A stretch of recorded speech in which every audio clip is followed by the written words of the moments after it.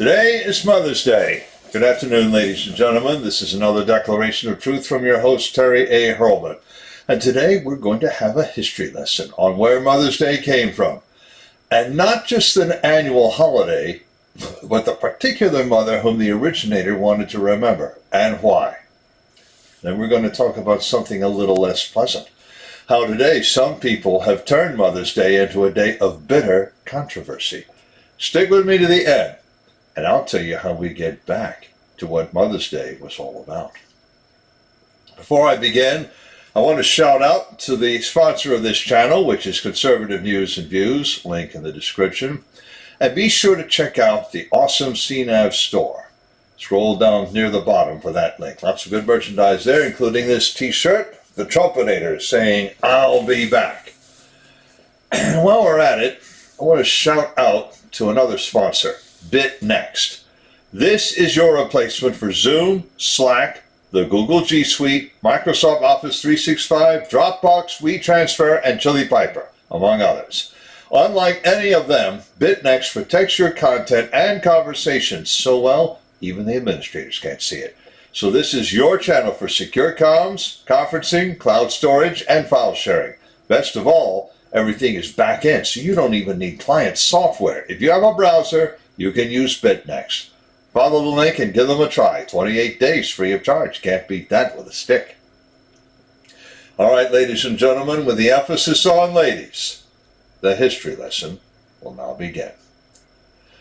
The custom of honoring mothers on some day in springtime dates back to classical times. The earliest classical cults were those of Rhea and Cybele, both mother goddesses. In the Middle Ages, people celebrated Mothering Sunday, originally on the fourth Sunday in Lent. The modern American Mother's Day traces its roots before the war between the states. Ann Reeves Jarvis of West Virginia started Mother's Day work clubs to teach mothering skills and for mutual support. This happened before the war between the states. After the war, Mrs. Jarvis organized Mother's Friendship Day in 1868 to promote reconciliation between North and South. Ann Reeves Jarvis died in 1905. Her daughter Anna held a memorial service for her on May 12, 1907. She even started the custom of handing out carnations in a mother's honor. Red to honor a living mother, white to remember a dead one. The carnation had been Ann Reeves Jarvis' favorite flower, you see. In 1914, President Woodrow Wilson proclaimed that the second Sunday in May would be Mother's Day in America. So Mother's Day began with the teaching of motherhood and ended on themes of national reconciliation. Bear this in mind now that motherhood has actually become a bone of contention. That contention began last week with the leak of Justice Alito's first draft opinion in Dobbs v. Jackson Women's Health Organization. Once again, I have a link in the description to that document. This Roe v. Wade leak has caused people to behave in a manner we haven't seen since the war between the states, or maybe ever. On one hand, a United States senator decries the leak and calls for criminal prosecution. In assuming that the leak came from a left-leaning court clerk, Senator Ted Cruz of Texas might be speculating without foundation. Now, I say that because I still wonder whether Chief Justice Roberts originated the leak. The angry mob on Monday night got there just a little bit too quickly, and that fence that stopped them from getting into the courthouse was going up even before the story broke. Now, maybe the senator doesn't want to think about that. But at least he acknowledges and says up front that someone committed a criminal act. The Democrats seem perfectly copacetic with the leak, and with 100 or so people marching past justices' houses yesterday. The day after the leak, the vice president was more concerned with what the court might do than with any criminality. And yesterday, Jen Psaki refused to condemn those who picketed the justice houses, or might disrupt Catholic Mass and other church services yesterday and today. She actually said the court's decision and its likely consequences were more important than the leak. I have links in the description to 2 videos from one of the snippiest press conferences she has ever given, and that's saying a lot. More stunning still is the widespread attitude against mothers and Mother's Day. A Twitter account calling itself Ruth Sent Us sent a video of a disruption of a Catholic Mass. I have a link to it in the description. Now right away you'll notice the red robes and the wing-like hats designed to block peripheral vision. Ladies and gentlemen, that is the uniform of a handmaid in Margaret Atwood's dystopian novel, The Handmaid's Tale.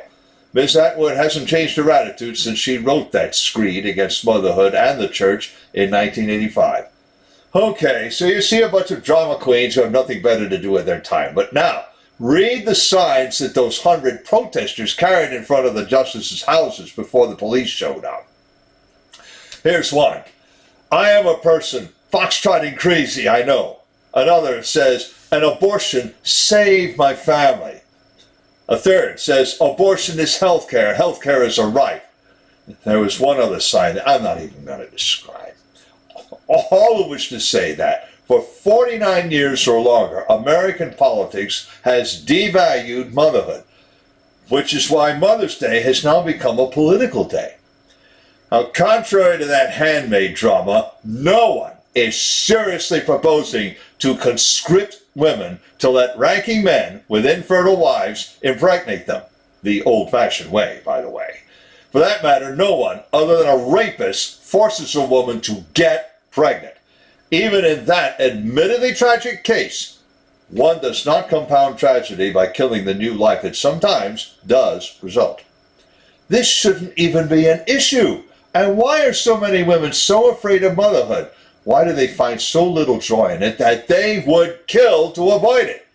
That speaks to the failing of our society to make sure that all its members can find joy in affirming life. So as a society, we need to tell Margaret Atwood to get off the stage. We don't need her and never did. Instead, we need another Anne Reeves Jarvis to found those Mother's Day work clubs to teach motherhood. Actually, we could use some teaching of a lot of lost arts, but motherhood especially qualifies. So on this Mother's Day, honor your mother, of course, but think back to this remarkable woman, Anne Reeves Jarvis, who thought enough about motherhood to offer to teach it. Links in the description to the article, to the Alito draft, to the 2 snippets from the Psaki press conference, to the video of women dressing up in dystopian costume, and to conservative news and views. I have another link to the awesome online store and to BitNext, as I mentioned. And if you like what you've heard, you can like this video and subscribe to this channel. This is Terry A. Hurlbut, delivering another declaration of truth and reminding you to let the truth set you free. Happy Mother's Day.